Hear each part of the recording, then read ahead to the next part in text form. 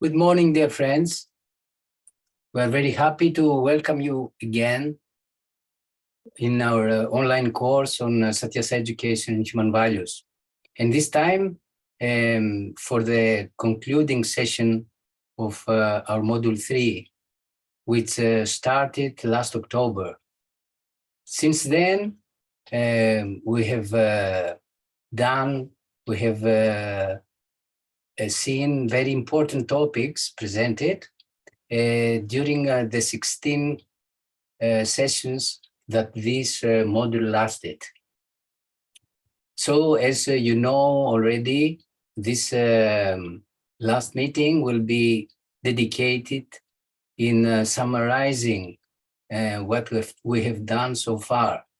But the end of Module 3 is also the conclusion of Course 1. And to remind you, the Course 1 started in October 2000, no, not in October, in February, before 3 years, in 2020. And then we have done 3 modules, so it will be meaningful today to cover not only the summary of Module 3, but also of Module 1 and 2. To do that, we will have first our dear Raksa to present the summary of Module 1. Then our dear Susanne will cover the summary of Module 2. And then for Module 3, all the presenters of the topics will come to present briefly their part. So it will be a full time.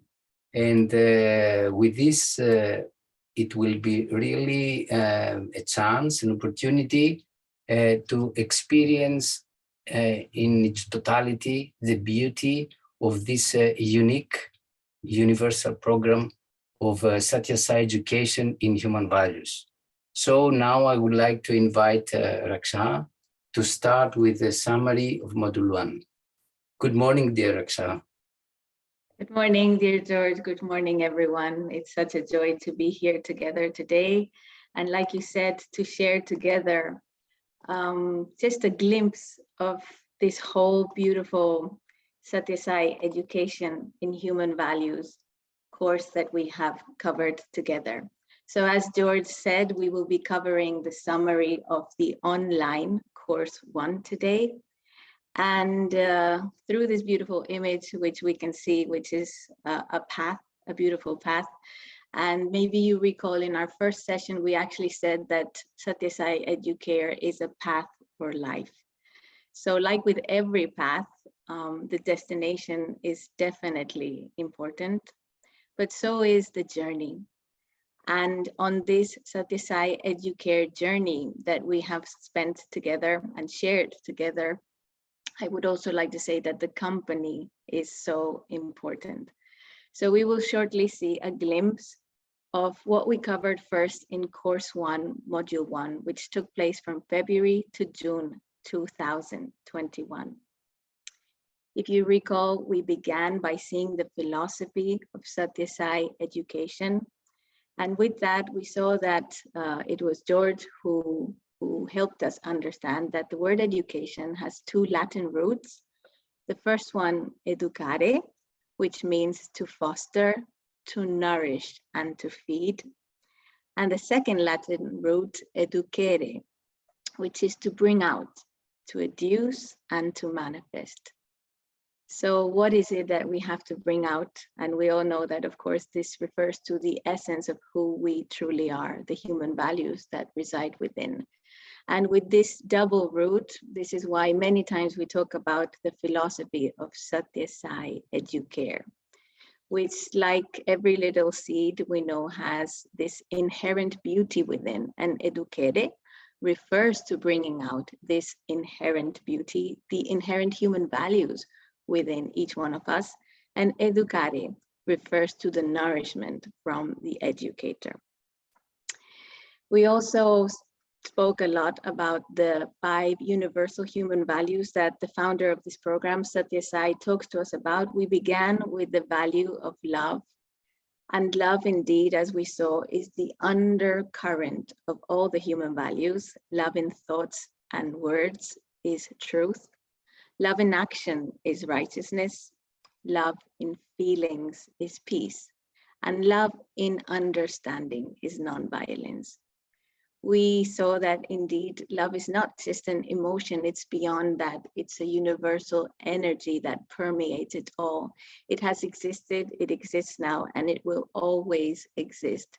It is unconditional because it does not change in space or time. And it truly is our very natural characteristic, as Satya Sai refers to us many times as embodiments of love. Then George helped us understand the value of truth as well when we looked into it. And as we saw, like with this image of the iceberg, we truly have to dive deep within to discover and come to an answer to this eternal question, which is, who am I? And through the philosophy of Satya Sai education, but also George had spoken to us about the ancient Greek philosophers like Socrates, who reminded us that the true purpose of life is to know ourselves, to know who we truly are. And like with this circle, science can only help us understand half of the circle. It's a semicircle, whereas spirituality completes our understanding and makes us wholesome individuals. We also saw with truth, through its Greek meaning, that it's actually the word aletheia. It means to not forget what we truly are. So again, truth is not just not speaking lies or speaking the truth. It is something much more profound and realizing our true nature. Through the value of righteousness, our dear Vasiliki reminded us in Satya Sai's words that that which is not practiced cannot be righteousness. Observe righteousness by being yourselves. So again, what does it mean to be ourselves? Well, we first have to have confidence in our spiritual heart, in our conscience, our higher self, the determination to really engage in discovering who we are. And then the goal, the realization of who we are, comes with this process. And simple advices we saw together as the importance of speaking good, hearing good, seeing good, doing good, and just being good.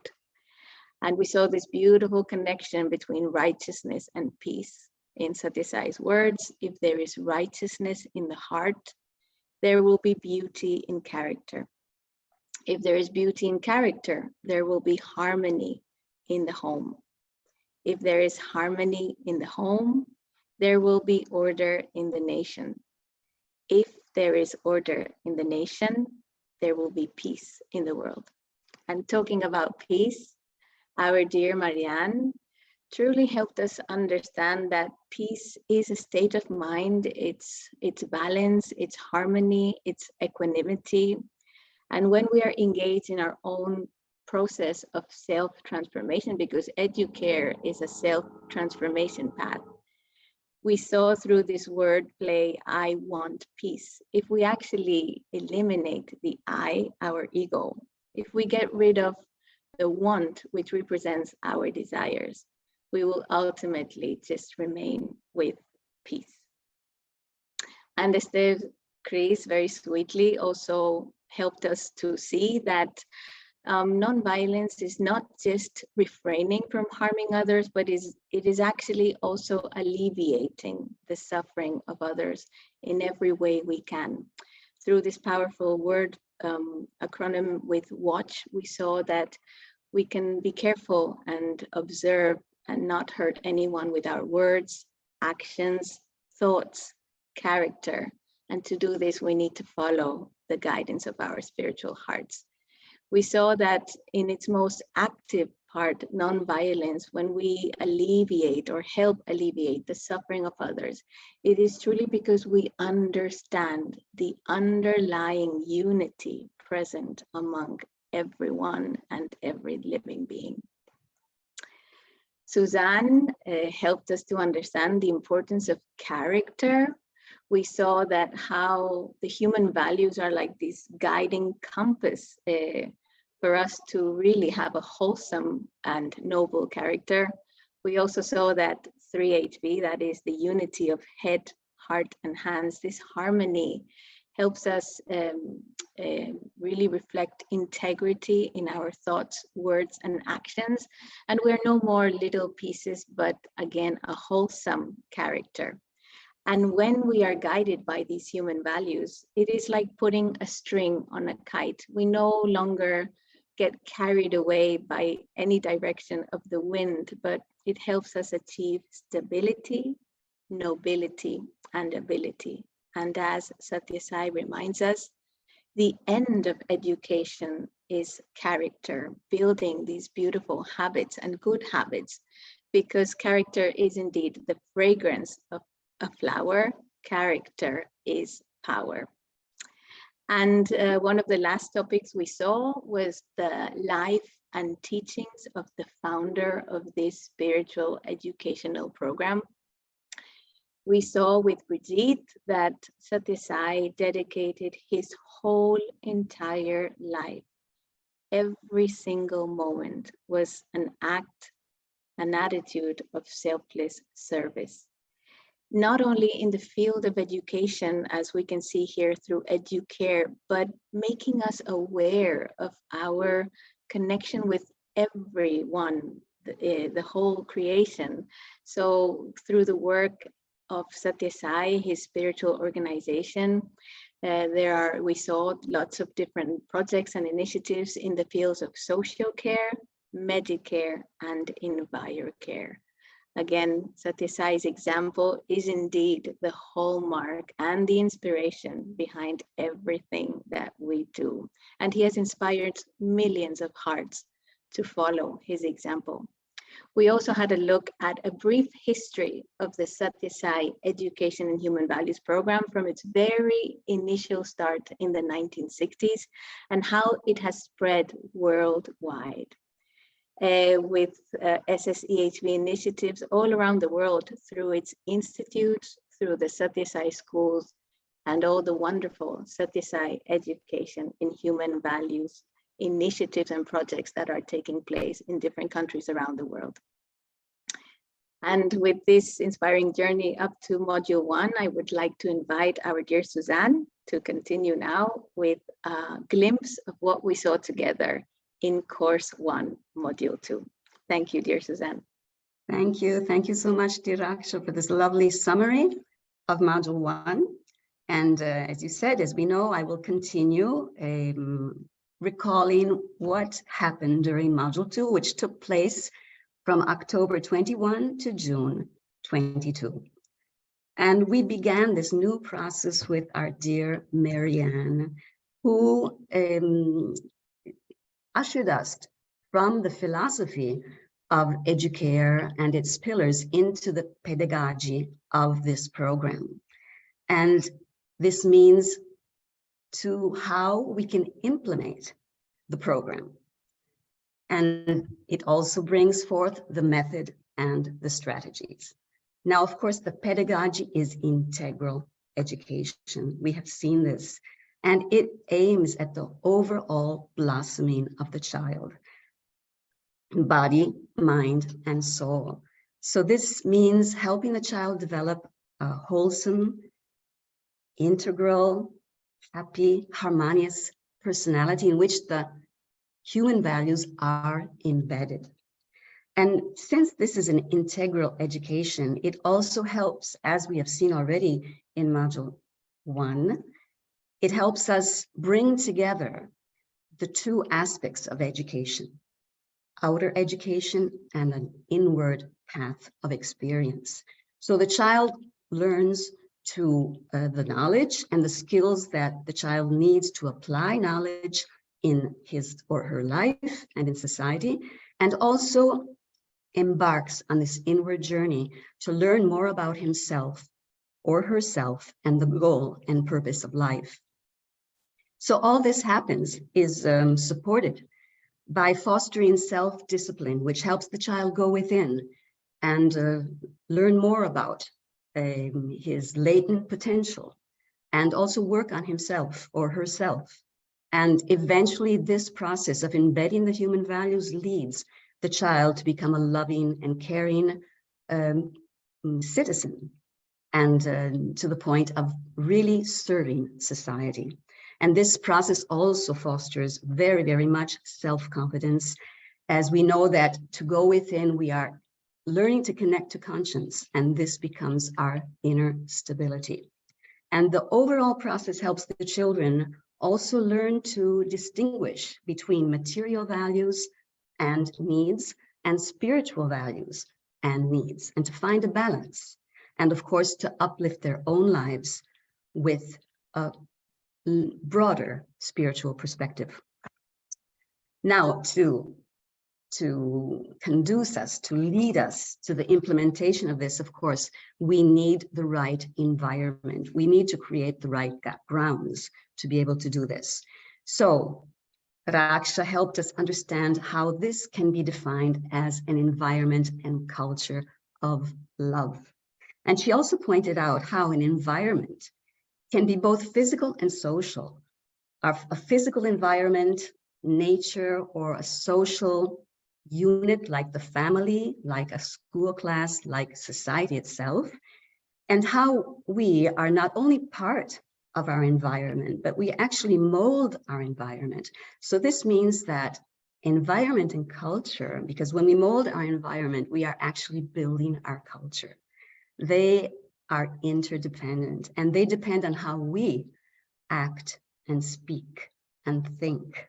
So of course, when we bring human values into education, we are necessarily, we know that the undercurrent is love.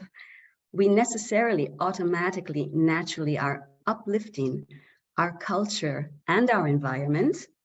It is a dual process. They are interdependent with this energy of love.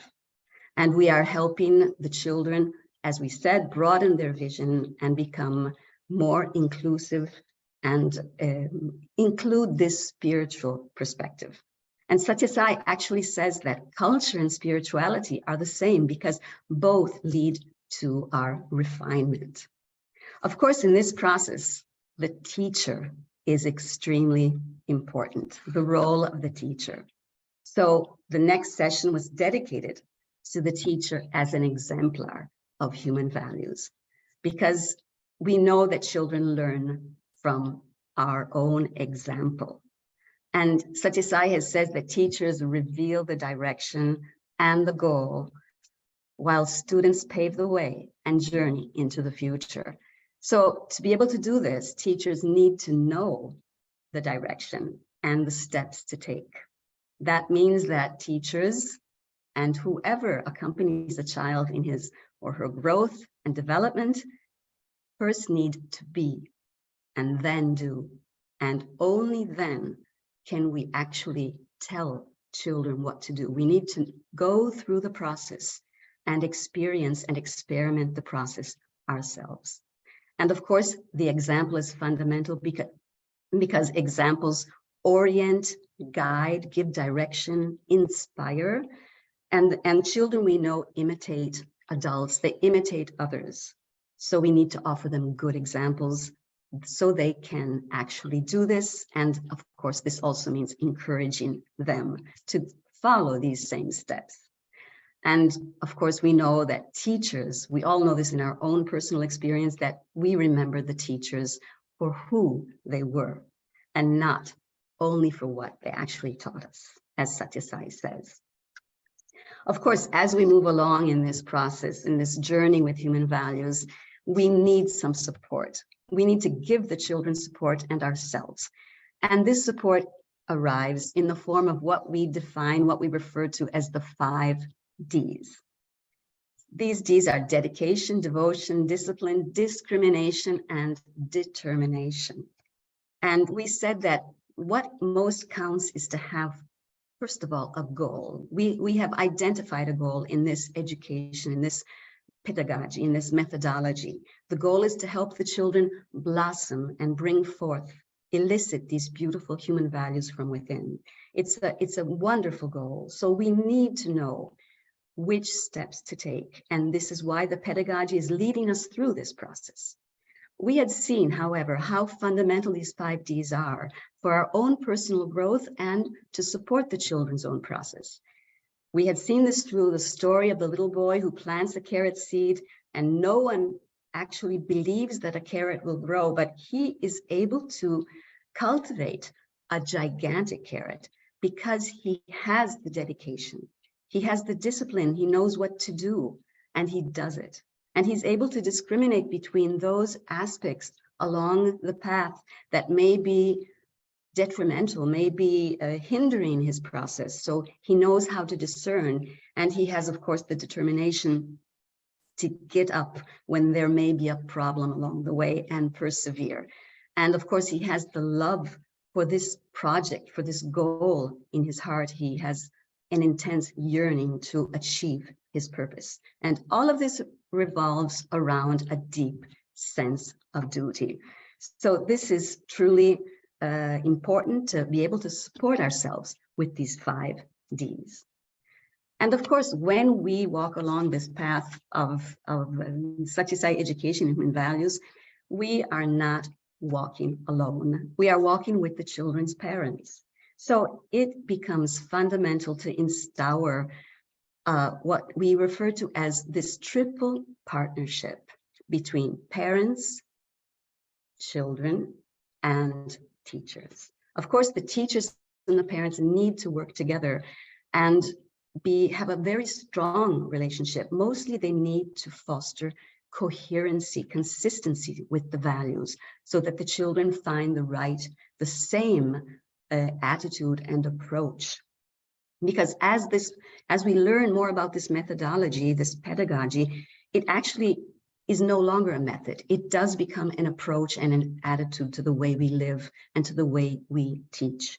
And parents and teachers are a model, need to be a model to learn from and look up to at all times. And they play a vital role in providing and modeling this environment and culture of love, which is conducive to the flourishing of right human values and is crucial into facilitating this process. After this, we had a lovely presentation also that, let's say, resumed how the human values are integrated truly in the human personality.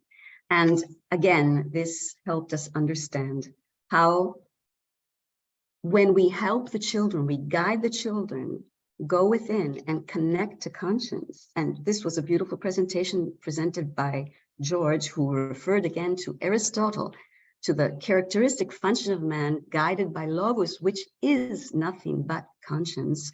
When we help children connect and cultivate this characteristic, this human faculty, this wonderful source of wisdom, we are actually initiating the whole process, because the children learn to go within, they learn to follow the conscience, which provides stability, that the body is a water bubble, the mind is a mad monkey, as ISSE says. So we should not follow the body or the mind, but be connected and rooted in the conscience.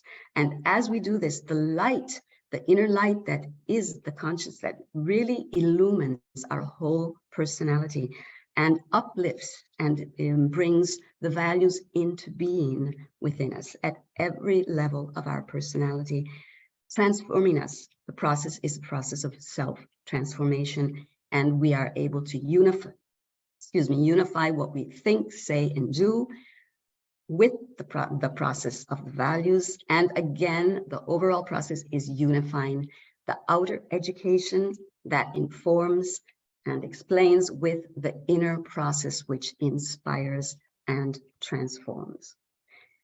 So this is the overall process. And how do we go ahead? How do we actually practice it with the children and bring it into the classroom or at home with them? we have 5 teaching strategies, 5 teaching techniques, and we know them very well. We are just going to recall them very quickly. We begin with silent sitting, meditation on the light, and again, to reconnect to conscience, to helping the children go within, to connect to their inner conscience. This technique, we know, is fundamental. And in today's world, it helps them really, truly connect to this inner light. And then with storytelling, we help put the value into a context. And after that, they continue to understand the value, helped by quotes, universal prayers that in a very short, synthetic way brings forth another meaning, a deeper meaning to reflect on. And of course, then we have the technique of group activities. And group activities are essential because the children live the values, they experience the values, and they share the values, and they are able to verify their meaning and their worth, and of course, strengthen them in their own lives. And finally, we have the technique of group singing, which we all know brings so much love to the group. It builds unity, and really it fills the classroom or the home and oneself with this deep love. What is so important and unique about these 5 techniques we have seen when Raksha presented this beautiful presentation, that it is the magic of combining them together is what makes them so powerful. So of course, this means that we need to combine them together to reach all the aspects of the human personality. And this is also why it is so important to really carefully prepare our lessons. And this is when Vasiliki shared a session dedicated to creating a lesson plan, because it is really essential to understand how we can include the various techniques throughout the program, how we can help the children with these techniques to embed the values at all these different levels of their personality. And of course, we know that creating a lesson plan is also very practical for the teacher and helps us also find and select the right stories, the right activities that bring forth the value. Of course, something else we also need to do is to remember how important it is to apply this methodology. We can do so in different ways, and this program has 3 basic teaching approaches: the direct, the indirect, and the co-curricular. The direct approach, of course, is when we tackle the value, we explore the value directly, and we do use all 5 teaching techniques. The indirect is when we integrate the value in a subject matter such as science or literature or math, and we use the subject matter to so we are actually teaching both the subject matter and the underlying value we are able to pull forth from within that subject. And then there is the co-curricular approach, which of course means to adopt a value approach in whatever activity we carry out with the children. And this naturally, automatically uplifts the activities with values. The ideal situation is to use all these approaches in coordination. But what is really important and evident when we practice the values is that our perspective becomes value focused. So we really see them everywhere in everything, and it becomes much more natural and easy to find ways, innovative ways, to work with the values with the children. In fact, the last session of this module 1 was dedicated and presented by Elena and Verica. It included other compatible strategies. And this is very, very important. And the SE Education in Human Values program is really an open structure and allows the creativity of the teachers to flow. And then it allows them to use their own resources on the condition that we understand the goal of this methodology, of this program, to bring forth the values. And we had seen the flavor and the taste and the beauty of experiential learning, and how important this is, because the children actually experience what they are doing and they live the values.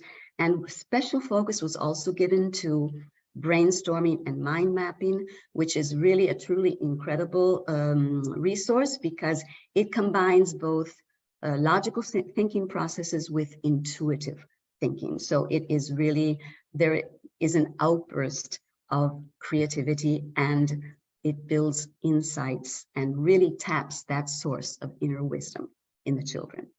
So with this, I conclude the second module, the summary of the second module, and would like to, we will now continue with module 3. And with our dear Brigitte. Thank you so much. Thank you so much. Thank you very much, dear Susanne, for this perfect, comprehensive summary of Module 2. It was so clear, really perfect synthesis. Thank you so much. And indeed, we started Module 3 of Course 1, talking about the 5 human values in Christianity. We know that the message of SSEHV is the one of unity in diversity, also in the field of religions. And we know that Satya Sai said that we should respect the differences between faith and recognize all of them as valid.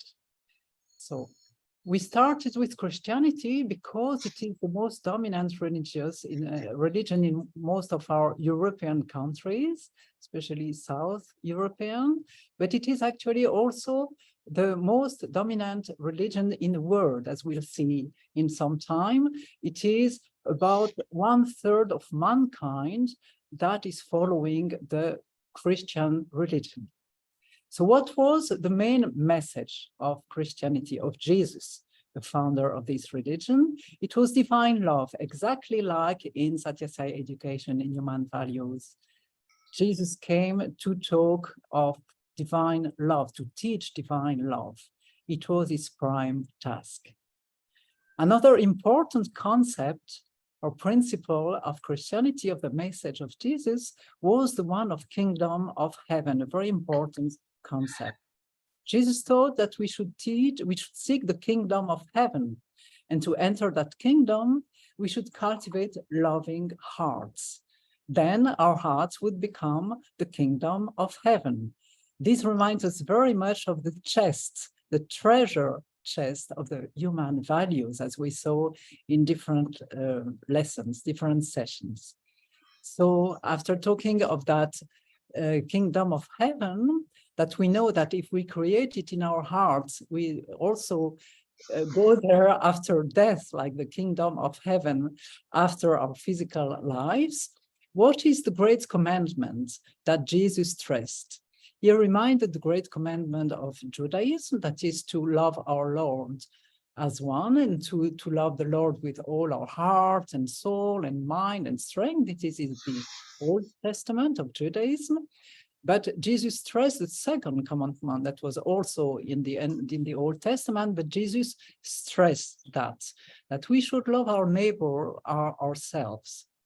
And this includes our enemies, because Jesus said, if you love only the ones that love you, so what is the difference with what was taught to you before?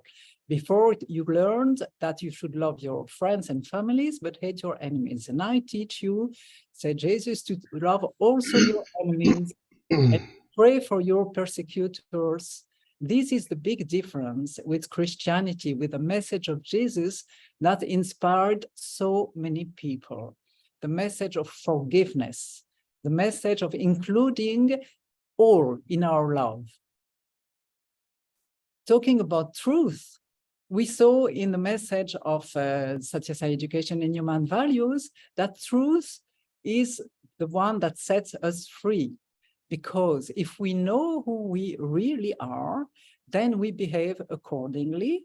This gives us peace, which brings love, and then non-violence. Because if we know that the divine principle exists in all living beings, how can we be violent to anyone? And we go now quickly to the end of this module 3, saying that peace is very important. Also, we should be called the children of God. And we now introduce the next presentation, which says that see the religion of humanity, that is religion of love. And our dear Jordi Griera will present the 5 human values in all main religions of the world. So please, dear Jordi. Thank you very much, dear Brigitte. We're going to see the 5 human values in world religions.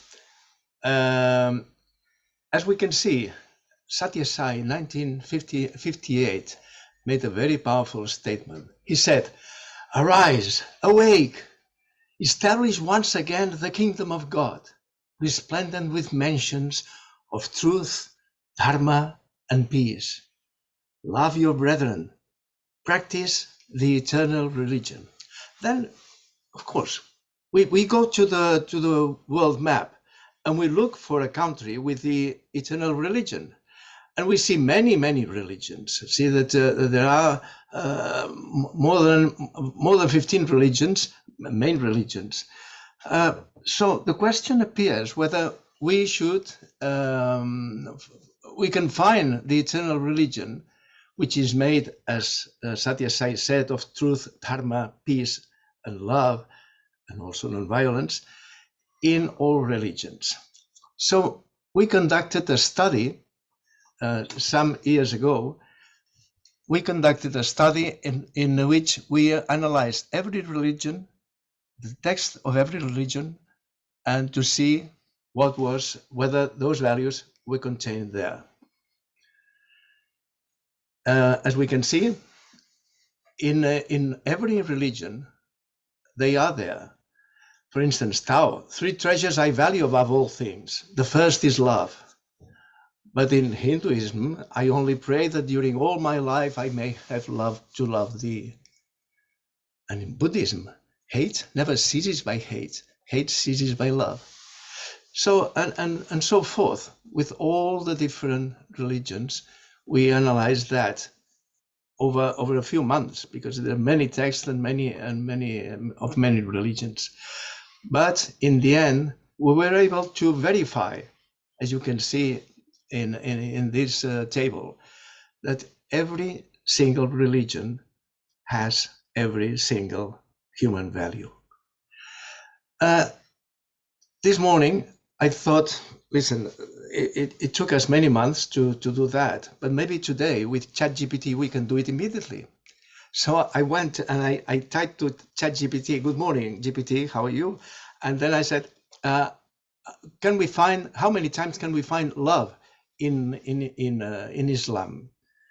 And GPT replied, "I'm sorry, I can't analyze this, but I can tell you that the Quran mentions love many times." So we have the confirmation of artificial intelligence, above which, nevertheless, there is human intelligence, above which there is always the divine intelligence.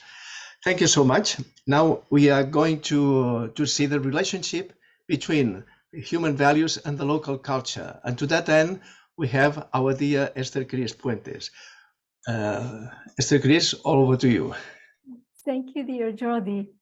Well, the first thing that I would like to keep in our memories about culture is that it is not a style of life, since not all lives are exemplary or admirable. In reality, culture is that which makes our life into an ideal life. Of course, this means living a life in which we think and act in an exemplary manner, in the spirit of the determined and constant practice of the human values that reside inside of us. Just as a plant does not thrive through being watered and cared for, culture is a result of a process of cultivation of good qualities and the refinement or eradication of bad tendencies. Only in this way will be worthy of being called humans and contribute our grain of sense to the construction of an ideal society. Therefore, a cultural society is one in which its members positively impact their family environment. Those cultural families benefit their communities. Those communities can inspire the people in the countries. And so cultural countries can succeed in transforming the whole world. In addition to this process of cultivation and refinement, it is essential that we keep good company. What does it mean?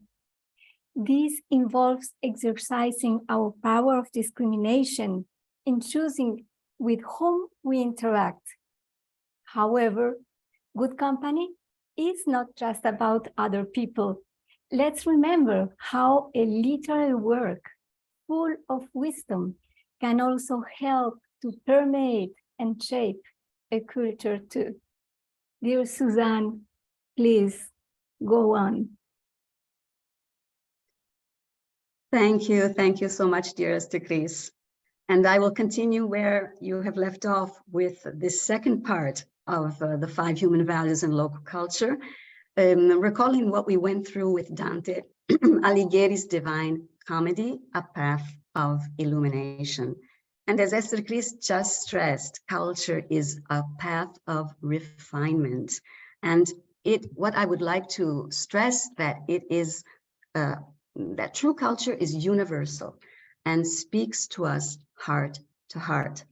And because of this, it is everlasting. And this is why this masterpiece, this of poetry, which is worldwide renowned, written by Dante Alighieri in 1301, is still relevant for us today. And it is it is an enormous example of how local culture does embed our human values.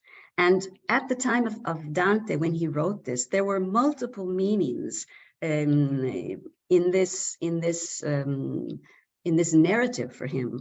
But what was most important for him was to write the Divine Comedy as a wake-up call. He actually referred to it as a wake-up call. He wanted to help his fellow citizens, his fellow people, to raise their awareness, raise their consciousness, to help them out of what he called the state of misery up to reach true happiness. And he really emphasized how within each individual there is what he called an infinite treasure. And if we explore this process, this journey of Dante, we will see that it is really our own journey. And the infinite treasure is nothing else but the human values that lie within us, which manifest, which are the expression of our true nature. So the value of man, this infinite treasure, is the human values. Now Dante, to go through this process, he is the protagonist of this process. He is guided both physically and innerly. He meets a guide who is Virgil and then Beatrice. We have seen this together. But what is most important is that he has inner guidance, which in his beautiful poetry, he speaks to us as the light of the star. So he follows the light of the star throughout this process. And it is the light itself that illumines the way. So as he moves forward, we realize that this path, this journey of Dante, this masterpiece, is really a journey from darkness to light. He enters into the human psyche, into the psyche of humanity.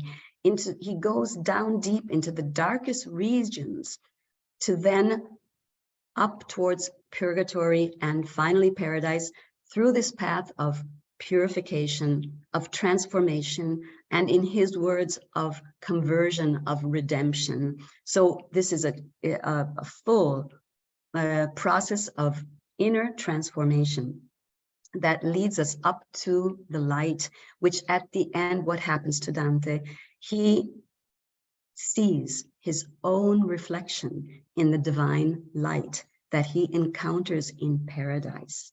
So again, this point of self-awareness is actually the purpose of this whole process of Dante, but also of our journey with Satyasai education in human values, to help the children reach the point in which their own self reveals this inner beauty. And again, as we said before, we uplift our culture, we uplift our environment. And as Esther Cris just reminded us of Satyasai's beautiful words, culture is that which makes our life an ideal life. So thank you so much. And I will now ask our dear Elena to take over. Thank you, dear Susan. Well, yes, I'm going to recall what happened what we talked in the with the 5 human values and education priorities and policies. After doing a conscious research on the rules and laws governing educational priorities and policies at a global level, we found out how the outstanding and inspiring reports and documents produced over the years by UNESCO commissions of experts have defined the human necessities and the goals of education. There is a common main objective in every document, which is the full development of human personality. As a conclusion of this document, it has been stated that education has to be lifelong, value-based, to develop good morals. It has to be inclusive, in quality, and with equity, so that everyone is included. At the same time, it must uphold the environment and good human relations. And all this must be done through the awakening of creativity, skills, knowledge, and inner connection. In order to take the necessary steps, 4 pillars have been defined in the 1996 report by UNESCO called The Treasure Within, to help focus on the goal. These 4 pillars are learning to do, learning to know, learning to be, and learning to live together. Essential for lifelong learning in a world society. And they can be connected, all of them, with the 5 human values, as we saw in the section 6. According to the program of Satyasai Education in Human Values, education is a lifelong process too, and it leads us to self-knowledge and self-transformation, as we could see in the photograph of the past here. And in order to reach the goal, the 2 types of education are essential, as Satyasai has stated so beautifully. In the same way that 2 wings are essential for a bird to fly high in the sky, and 2 wheels are needed for a bicycle to move, similarly, 2 types of education are necessary for human beings to achieve their purpose of life. Educare is for life, whilst worldly education is to earn a living. Only when a person is equipped with both these aspects, then one can earn respect and admiration in society. And so I'm going to now invite our dear Fabiana to share the summary of the creation, development, and implementation of a course for training teachers in Italy, approved by the Ministry of Education. Good morning, dear Fabiana. Good morning, dear Elena. Good morning, everyone. I'm very happy to have presented in 2 different moments of the course 1, module 3, the progress of the training project on education in human values that we have been carrying out in Italy for 2 years, and which is aimed at the public school teachers. A course structured in 3 units and developed within the reference framework of national educational policies aimed at promoting universal ethical principles and awareness of sustainability issues to change the future of humanity and the planet. A path aimed at deepening the educare philosophy and exploring the 5 human values, linking them to specific themes of inner harmony, good communication, harmony in cooperation, and relationships with the nature. We have fostered the development of awareness that only by cultivating wisdom and the virtues of the heart, we will be guided to act ethically and responsibly in our relationship with others and nature, deeply understanding the principles of unity. As I mentioned in the presentation, the activity involved teachers on two levels: a level of self-awareness that leads us to reflect on the importance of being an example, of inspiring, of living human values, of creating heart-to-heart relationships. Another practical level aimed at the implementation of lesson plans based on human values in the classroom. The course was greatly appreciated by the teachers, and they communicated the positive outcomes obtained: increased self-confidence, improved atmosphere of love and well-being, good cooperation, ability to trust and entrust by catching intuitions and perceiving unity of purpose, value of man-nature interconnection, inner peace. In a time when we go too fast, it is important to stop and calm down and connect to the spiritual heart. I am pleased to mention that at the end of the course, teachers receive a certificate from the Ministry of Education. I would like to conclude by focusing on a key word expressed in the Satya Sai quotation, which is transformation. The transformation of the person is at the basis of the transformation of the world. Now I give the floor to George. Please, dear George. Hello again. Thank you, Fabiana, and thank you, everybody. It's so wonderful to see all of the team presenting and see the beauty of the program and how it's coming together like a common piece of art. Inspired, of course, by the teachings of Satya Sai, the founder of this program, who has given this formula 3HV, which I think bears the essence of the program. Because to understand in depth the human values, we need to have a profound knowledge of ourselves. Because the human values are not coming from without. It is not an information, but coming from the deepest part of ourselves. So Satya Sai has many ways to remind us about the different levels of our being. He says, who are you? You are not one, but three. The one you think you are, the body, the one others think you are, mind, and the one you really are. And for this means the true self, the divine self, which here we use the Sanskrit term Atma, like the Greek term soul, very important to underline this truth. And then he reminds to his students that the real MBA is the knowledge of mind, body, and Atma, and being able to master the mind. Then you become mastermind. And then to summarize all this, he gives us this wonderful wordplay that EHV, Education and Human Values, is actually 3HV. Values, harmony, purity for the 3 H's, head, heart, and hands.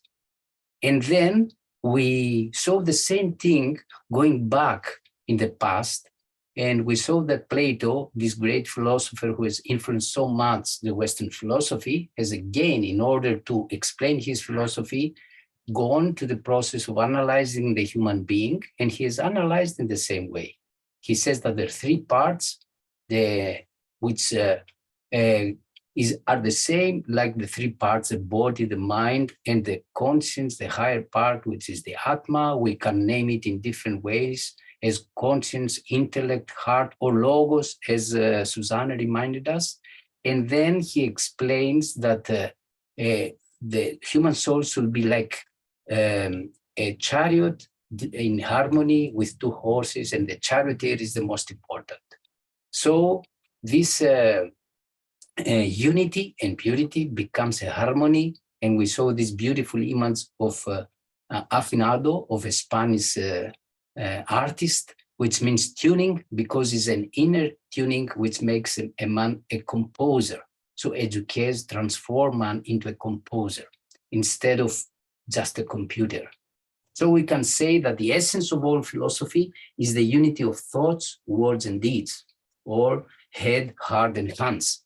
It is in this unity that the true happiness can be experienced. I will say that this is the essence also of all faiths. So I'll give now the floor to Vasiliki with the next topic, which is the unity of faiths.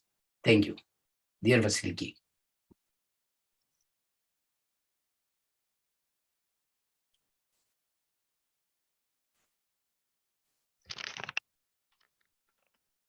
Hello, everybody. I am very glad to be again with you and speak to you and also listen to you. I will speak about the unity of faiths and do a summary of what we have discussed. But reading the words of Satya Sai Baba, he said, first of all, have faith. Faith in God and faith in yourself. If you deny the existence of God, it is like you deny your own existence, because yourself is God. Faith is the very life breath of man. Without faith, the body is a lifeless corpse. With the life breath of faith in it, the body is divine. Then we can see the meaning of the word religion. It comes from the Latin religare, that means to bind back, or reunion, to go back to one's origin. So the symbol of the unity of religions, as Swami has given it to us, you can see it here, and all the symbols of the main religions appear here. Hinduism, Buddhism, Zoroastrianism, Judaism, Muslims, and Christianity.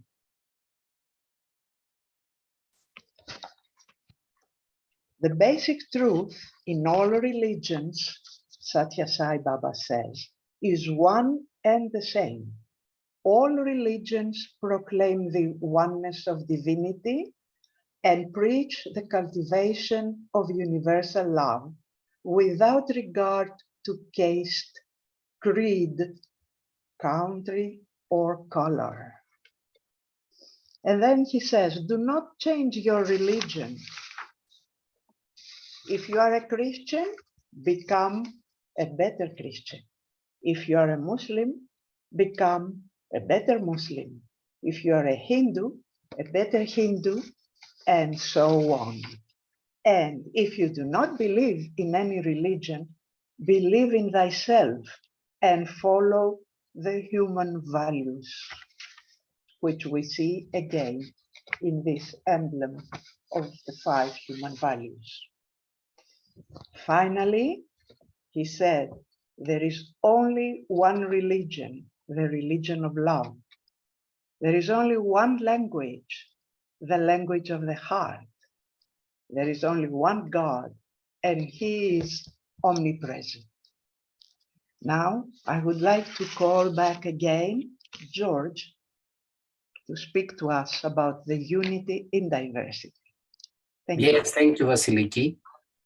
Yes, unity in diversity. This is also a core tenet of Psi philosophy and, of course, of the Human Values Program. Because now, with these last presentations, we cover these fundamental principles of this program. And all are around unity. First, we heard about the unity of 3 H's, hands, heart, and head. Then unity of faiths, now unity in diversity. And because of the importance of this topic, this had presented, if you remember, in 2 parts. The first part was covered by dear Raksha, with beautiful presentation, showing this unity with beautiful, very beautiful images. And as we can see here, experiencing unity, as Satya Sai says, in diversity is spirituality. The fundamental truth that you should realize is that there is one conscience in all beings. Questions and doubts arise when we see multiplicity where there is actually unity. And then this very beautiful quotation, stars are many, sky is one, jewels are many, gold is one, nations are many, earth is one, beings are many, breath is one, sparks are many, fire is one.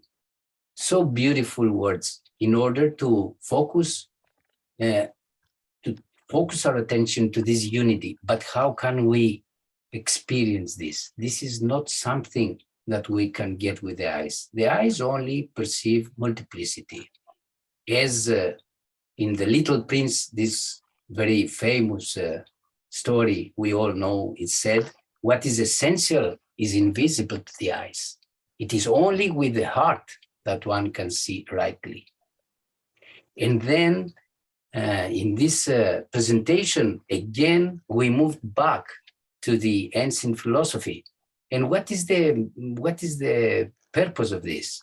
I think when we connect with the wisdom of the past, this helps us realize the eternity of these principles. It is not something new, but it is an ever-existent hidden knowledge that we have to discover again. You remember the meaning of the word aletheia, to take away the lethe, which means the forgetfulness, and to remind again to ourselves who we really are, what is the real essence of life. And for this, and in order to realize this essence of unity, you remember that we made the journey to the past with Pythagoras, Heraclitus, and Parmenides. We even mention the Vedic knowledge, and there you can see this very well known quotation from one hymn, which is called Purusha Suktam, the Sahasra Sirisa Purushaha Sahasraksa Sahasrapad. That means the Supreme Person has 1,000 heads, 1,000 eyes, 1,000 feet. And the same is proclaimed by Sir Isaac Newton, this outstanding scientist of the modern times. In this wonderful book, very famous, Principia Mathematica, he has said that this powerful being is all eye, all ear, all brain, all arm, all power to perceive, to understand, and to act. And so we see for the great thinkers, the truth is one. And one of these great thinkers is also Adi Sankaracharya. We cannot go away from this topic of unity if we don't refer to this great philosopher, who is the founder of Advaita Vedanta. Advaita means non-dualism. And finally, Swami, the Satya Sai, who is the founder of the program, who often we refer to him as Swami, means teacher, says, right from small ants, mosquitoes, and birds to mighty elephants, every being is the manifestation of God. Even the trees, hills, and mountains are manifestations of God. A second entity is just your imagination and illusion. There is only one without a second. So with this, I would like to continue with Brigitte again, who covered the important topic of sealing on desires. Thank you, which is the fourth core tenet, that, as we say in this program. Thank you very much, dear George. Indeed, we talked about putting a ceiling on our desires, which means to put a limit on our ending desire, to exercise our self-control. We saw that ceiling on desire just means to correct the mistaken notion that happiness lies in the fulfillment of desires. We saw that it is not true, because that kind of happiness is in fact temporary. And besides, it causes us forgetting the true purpose of our lives, which is supreme consciousness. And there is even a paradox, as we saw, that true and lasting happiness can be found only when we limit our desires, as little Marty, the nice E.T., told us. So the main areas of ceiling on desires are food, money, energy, and time. We saw that in detail. And we saw that at a global level, ecological balance can exist only if we limit the desires that are connected with harming our Mother Earth, like wasting, consuming too much resources, food, clothes, etc. We saw in detail the importance of vegetarianism, even vegan if possible, because as Mahatma Gandhi beautifully said, there is enough for everyone's need, but not for everyone's greed. And another beautiful quote says that we who have so much must do more to help those in need. Most of all, we must live simply so that others may simply live. And now we shall be very happy to listen again to our dear Susanne, who will summarize the important topic of self-sacrifice from I to we to one. Please go ahead, dear Susanne. Thank you, dear Brigitte. Now, self-sacrifice. Sacrifice, we have seen together, means to make sacred. So self-sacrifice implies a transformation process in which our own lives are uplifted to the point of becoming sacred, holy, ideal lives. And this is a threefold process. It takes us truly from from this individual sphere of the self, and we learn to elevate it with the human values, and we move to this relationship with the others. And it becomes, of course, we manage to go deeper and find unity in diversity. And then finally, we uplift this again, and we reach this oneness, a sense of oneness. And to do this, it's a process really of education in which we learn to broaden our vision.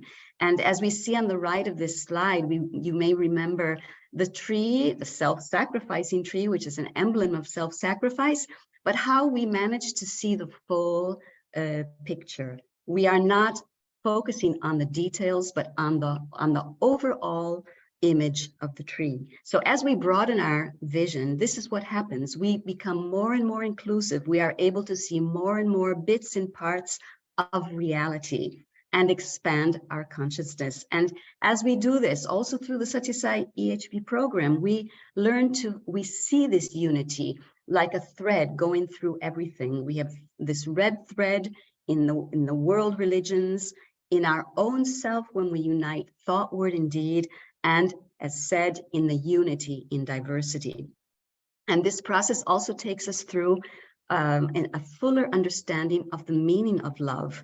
We go from a selfish form of love when we are more connected to this individual perspective, and then it moves into a mutual form of love. It broadens. Finally, it becomes a selfless form of love, which is when we are able to put a ceiling on desires, when we are able to sacrifice, when we are able to love all, serve all. So we must do our very best to reduce our vision to a people, to a hole in the door, but really expand our vision, putting ourselves aside and giving more and more of ourselves. So thank you very much. And I'd again like to invite our dear Elena to continue.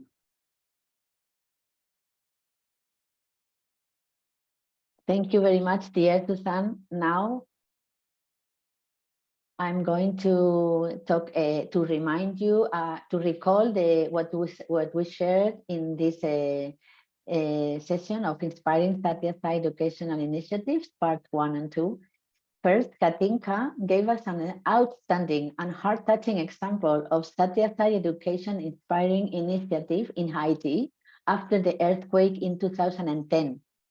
Just after receiving her training in Thailand for a year, she decided to join the humanitarian relief project of the Satya Sai International Organization to help at the medical camps.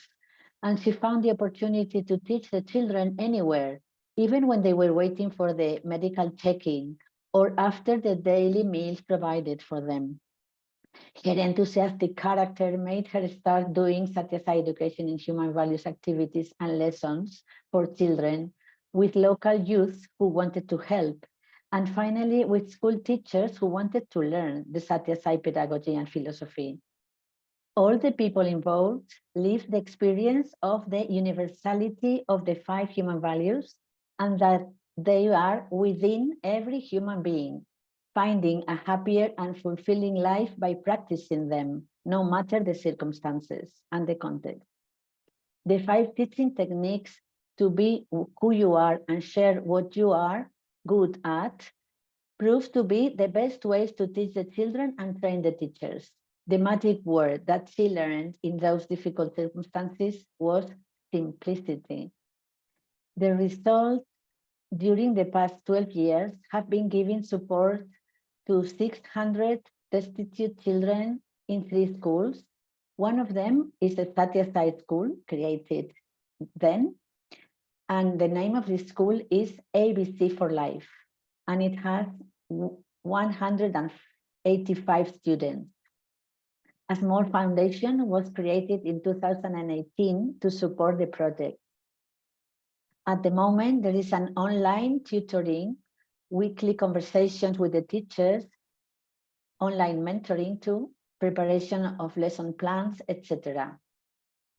More than 500 teachers were trained, and they have changed their traditional methods and are creating an environment and culture of love for the children all the time.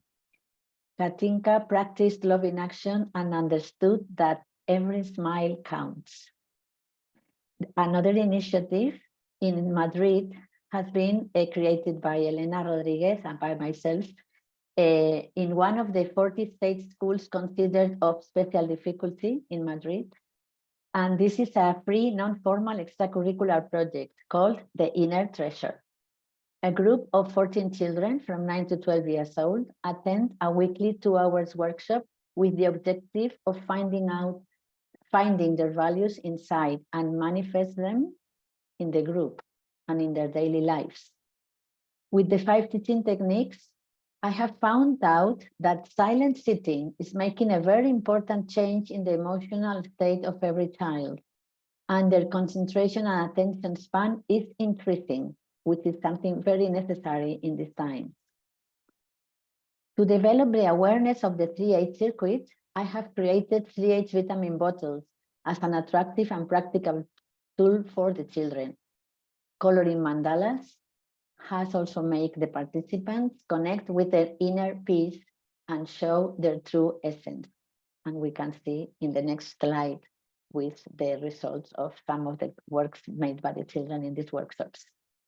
And now I invite our dear Esther Cris to continue with the topic of selfless service and service project. Thank you. Thank you. Thank you, dear Elena. It is so good to listen to these beautiful selfless projects. Thank you. Because selfless service is one of the most powerful ways to keep us aware of the invisible and unbreakable bond that permanently exists between all of us. And why is it our special glory? Because by practicing selfless service, we remember who we are and why it is our unique skill. Because only human beings have the capacity to connect deeply with others and transcend ego barriers to achieve the experience of oneness. So, selfless service enables us to live the process about which Suzanne talked as from I to we to one. Selfless service is a sacred act that comes from a pure heart. This means a heart which is full of love, with an attitude of zero criticism, that doesn't attach or reject nothing. Our challenge is to be able to maintain this attitude 24 hours a day. Selfless service should be regarded as the purpose for which man is given life, and at the same time as the best means by which man can achieve its noblest goal, the main purpose of his life, to know thyself. This is why the most important service project in our lives is to realize and manifest who we really are. We discover that only taking care of I and me and mine is very restricted. We expand our experience when we become sensitized to society and connect and empathize with others and decide to serve. Until we understand that I and we are just manifestations of the same one. And we realize the invisible bond that links everything, since it is the essence of all existence.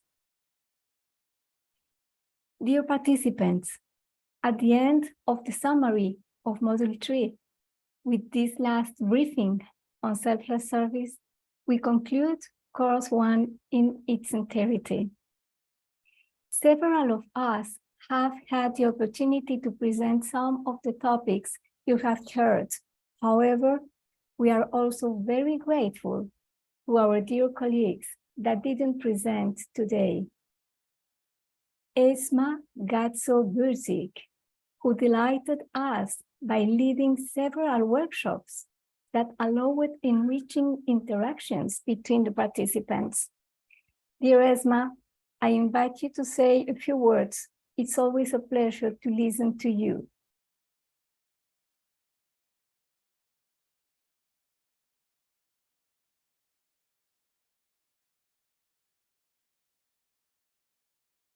Esma, are you there?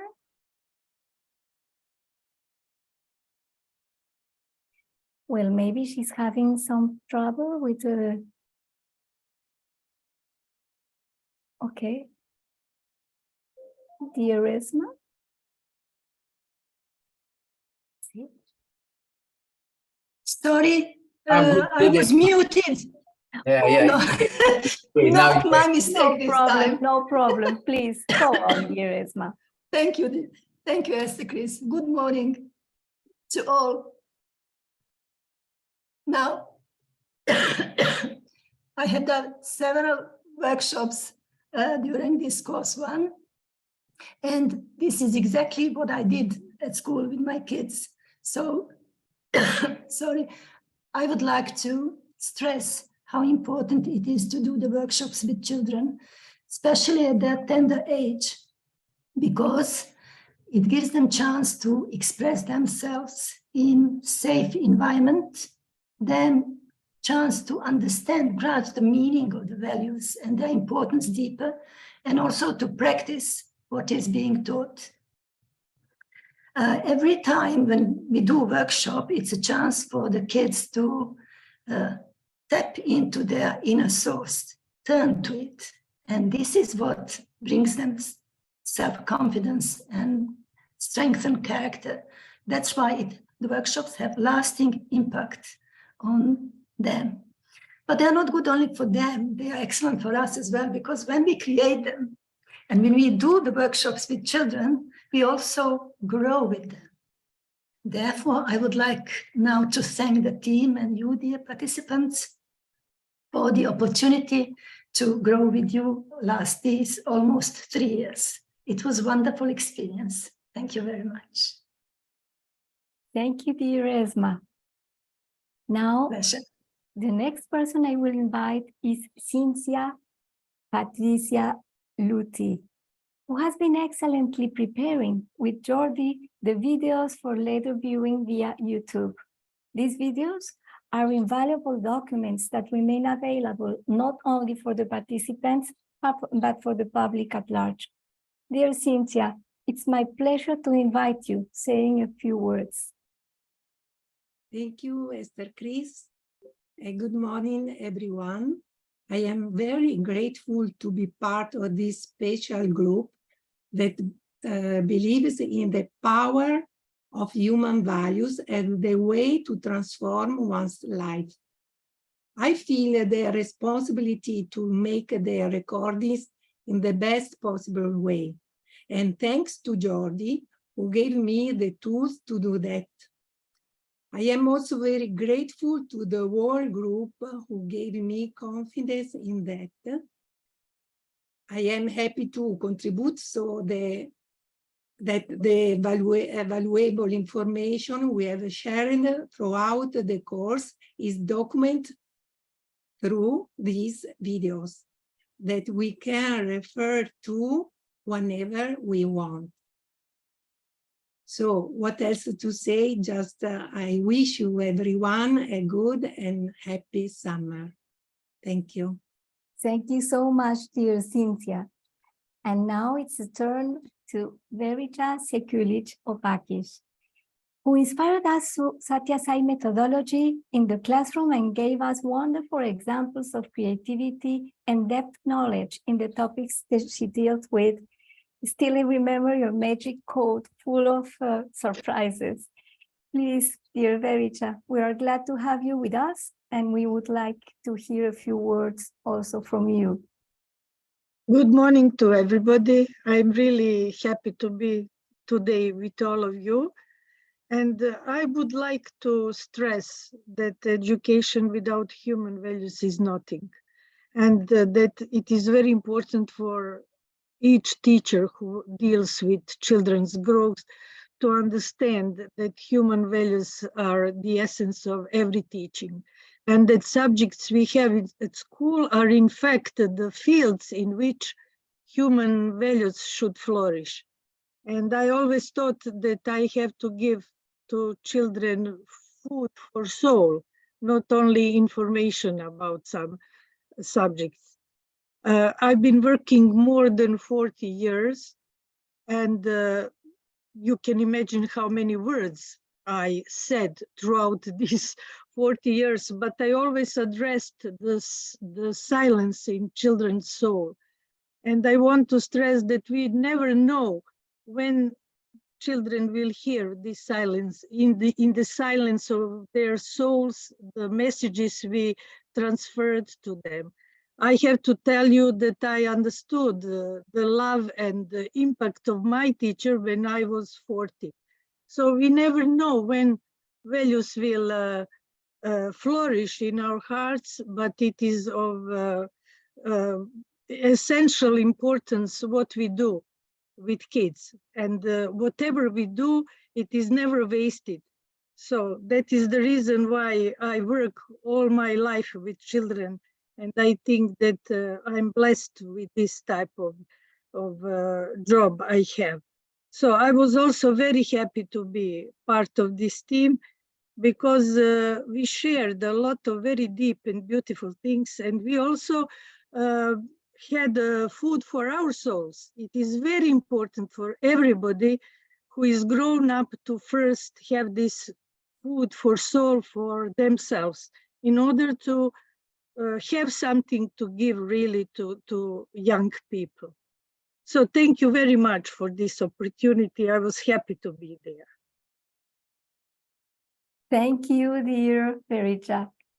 And now I will invite Varsha Chaninani, who was in charge of several workshops facilitating the relation of the participants on the topics, of the reflections of the participants on the topics presented, and also guided a beautiful meditation on the light, helping us to enter into ourselves in a gentle and very profound way. Dear Varsha, we are happy to listen a few words from you too. Thank you so much, dear Esther Chris. Hello, dear participants. It has been a joy and honor to be here walking along the path of Satya Sai education and human values with all of you, and to work with our lovely team. I was especially happy to have the opportunity to share my experience with the silent sitting technique and support the course, online course, and dedicate time to the meditation on the light. I the technique is so powerful that it takes us straight to the truth and the inner source of human values. I would like to invite and encourage all of you to please prioritize that silent sitting technique in your life, in your routine, every day. And now I would like to wish you a beautiful summer and thank you for this journey together. It has been really, really wonderful for me. We have shared it for almost the last 3 years. Thank you so much. Thank you, dear Raja. And we are also immensely pleased to mention Ines Löliger, who unfortunately could not join us today. Thanks to her, we have an orderly and systematic documentation of the list of the participants in each session throughout the course. Without the collaboration of each member of this team, it would not have been possible for this course to take place as it did. Now we invite you to take 5 minutes break, after which we will have the great joy to sharing with you what's next. Thank you.